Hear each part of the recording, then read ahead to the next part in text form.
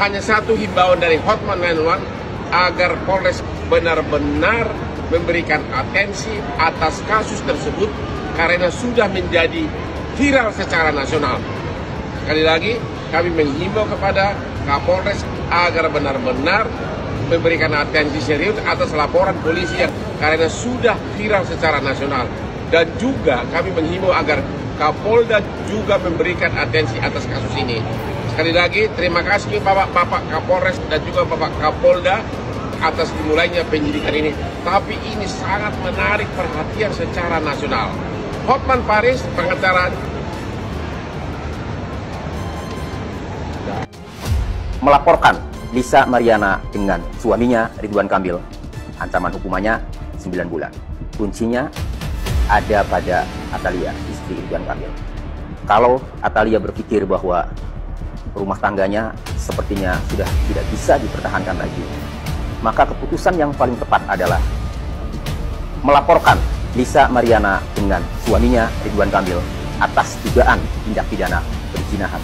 Ancaman hukumannya 9 bulan. Lisa bukanlah korban dari Ridwan Kamil, melainkan ia sebagai pelaku, bahkan bisa menjadi tersangka yang masuk ke dalam rumah tangga orang. Nih guys, update kasus Lisa Maria Ozawa sama Ridwan Kamil nih. Cuma gue bingung nih mau ngomong apaan. Abis semua konten gue di take down sama TikTok. Kata gue nih ya, buat Lisa Maria Ozawa nih, si Ridwan Kamil kan udah mau nih tes DNA ya. Kalau itu nggak terbukti anaknya Ridwan Kamil ya, kata gue lu tes PTN aja lagi, kuliah ya yang bener. Tapi kali ini lu ambil jurusan hukum, biar lu belajar juga namanya hukum karma ya. Biar nggak sembarangan asal rusak rumah tangga orang, Lisa. Lagi kata gue hidup lu ribet banget dah Lisa Maria Ozawa ya. Masalah lu pertama lu cemas saat tes kehamilan. Masalah kedua lu cemas saat tes DNA. Double kill tau nggak? Udah tes kehamilan jadi masalah, tes DNA pula jadi masalah ya.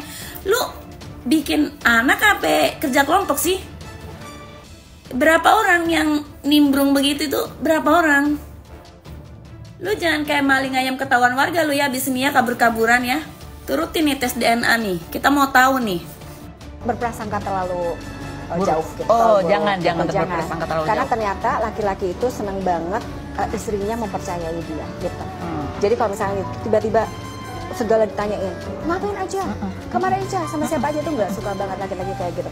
Tapi kalau kita kasih kepercayaan, kita kasih, alhamdulillah ya 27 tahun nggak macam-macam tuh, karena ya saya bilang Kang Emil, saya rada keras urusan ini. Saya bilang saya nggak mau didua misalkan gitu ya. Kalau misalkan begitu berarti sudah tidak bersama saya lagi, artinya silahkan memilih orang lain misalkan begitu ya. Jadi tegas aja di situ. Nah setelah itu lepaskan Kang Emil. Kita serahkan pada yang maha kuasa untuk melindungi dia, menjaga dia gitu ya. Karena kalau enggak kita curiga terus tuh. Capek ya? Apalagi tahu sendiri kan Kak Emil tuh ya ampun, ibu-ibu tuh kalau ketemu sama Kak Emil tuh ya ampun. Dia tuh sampai dicakar-cakar. Nah, dan kemudian yang mau diarahkan dari diskusi tersebut, kalau saya baca, oh ini mau lebih dikesankan bahwa ini adalah urusan bahwa ini suatu pemerasan gitu loh. Jadi seakan si pihak wanita yang memang tujuannya hanya untuk memeras uang aja, yang nggak peduli dari hal yang lain, bukan pertanggungjawaban murni kepada anak, pokoknya minta uang aja gitu. Dan kemudian si pria merasa kayak terdesak, kayak sebagai orang yang tidak berdaya, pakai gimana, kemudian mencoba meredam dengan tenang ya. Itu satu. Yang kedua, seakan juga yang si pihak prianya ingin mengungkapkan bahwa dia ini pihak yang sekarang teraniaya karena semuanya lagi fokus kepada dia. Dan kemudian mulai di framing seakan ada pelakunya yang lain, bahwa bukti sudah ada orang yang lain ya. Bahkan sudah ada omongan hitam di atas putih gitu loh. Kalau udah hitam di atas putih berarti sudah ada kesepakatan dong gitu ya. Nah, hal-hal yang dari sini, dari diskusi ini banyak yang terpancing masyarakat, lalu kemudian membahasnya udah langsung panas aja, ribut gitu loh ya. Jangan terlalu terpengaruh dengan baru bukti audio yang kayak gitu yang ketahuan. Saya bilang wah ini mah juga masih nggak bener gitu ya, masih belum bisa dibuktikan. Apalagi dari diskusinya saya lihat oh ini mah bukan percakapan telepon nih gitu loh. Saya tahulah kualitas telepon yang kayak gimana. Ya kerjaan telematika saya kan bukan sehari 2 hari, udah tahunan gitu. Ya toh anyway, tapi nanti akan dilakukan pembuktian gitu. Lagi jangan-jangan itu bukan anak Ridwan Kamil kali, anak Walid kali, anak Walid. Makanya lu coba pejamkan mata dan bayangkan muka Walid dah. Siapa tahu bener dia udah jodoh lu, udah Lisa. Terus nih ya buat cowok-cowok di luaran sana nih ya, kalau si Lisa nih habis kasus ini kelar nih, dia dagang lagi nih, dagang pecel, apa dagang pop es, apa es kepal Milo ya. Udah kagak usah beli, ribet, berisik ya. Udah dibeli dagangannya berisik lagi keluar-keluar kayak begitu. Kagak nyaman nanti hidup lu. Kata gue ngebet banget sih. Biar anak lu punya bapak pejabat. Yang bener tuh lu ngebet dong, bikin anak lu nanti jadi pejabat kelak suatu hari kalau udah gede ya. Segitunya ya, gak ada yang bisa lu banggain dari diri lu sendiri. Sampai lu harus menaruh kebanggaan itu pada orang lain dengan ngotot pengen diakui punya pasangan pejabat. Lu taruh kebanggaan di orang lain yang lagi sama lu atau yang jadi bapak dari anak lu begitu. Makanya bentuklah kebanggaan di diri lu sendiri itu, munculin dong nilai lu itu. Ya biarpun sekarang gak ada kan, siapa tahu nanti ada gitu lama-lama. Apaan kayak yang bisa membanggakan dari diri lu selain tobrut lu itu ya. Pokoknya kata gue abis ini lu jangan kabur-kaburan. Ntar abis ngotot-ngotot minta tes DNA, hasil keluar jadi mode DND lu, kagak mau diganggu lagi, lu kagak bisa dihubungi. Awas aja lu ya.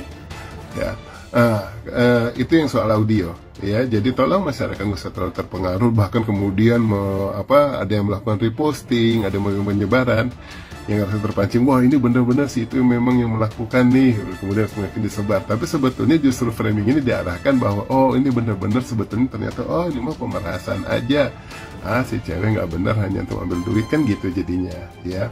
Tahan dirilah masyarakat, jangan tambah memperkeruh suasananya gitu ya. Kemudian mengenai videonya, kalau video dari situ ya dari bukti yang ada ada di tubuh pelakunya udah jelas memang itu adalah orang yang bersangkutan ya, ada hal bukti yang udah jelas banget gitu loh. Tetapi dari video tersebut pun saya ingin mau mengarah apa nih ya, karena kalau dari bukti video tersebut mengarahkan bahwa adanya suatu hubungan, tetapi belum nanti diulas sama kita bahwa itu kapan dilakukannya ya. Minimal kalau untuk bukan untuk melakukan denial atau penolakan terhadap tuduhan ini, seharusnya berarti video tersebut terjadinya minimal 4 tahun 9 bulan dari sekarang ya. Tetapi kita kan belum jelas juga, nanti video itu akan diungkapkan. Nah, kenapa kalau baru keluarnya sekarang dan kemudian kejadian video tersebut juga nanti baru-baru aja gitu, atau setelah 4 tahun 9 bulan, ya berarti ini sesuatu yang memang sudah disiapkan untuk mengalihkan gitu. Nah, kalau dia menanyakan apakah ini, tadi juga media nanya sih, apakah ini suatu pengalihan isu dari suatu tuntutan, dari suatu apanya segala.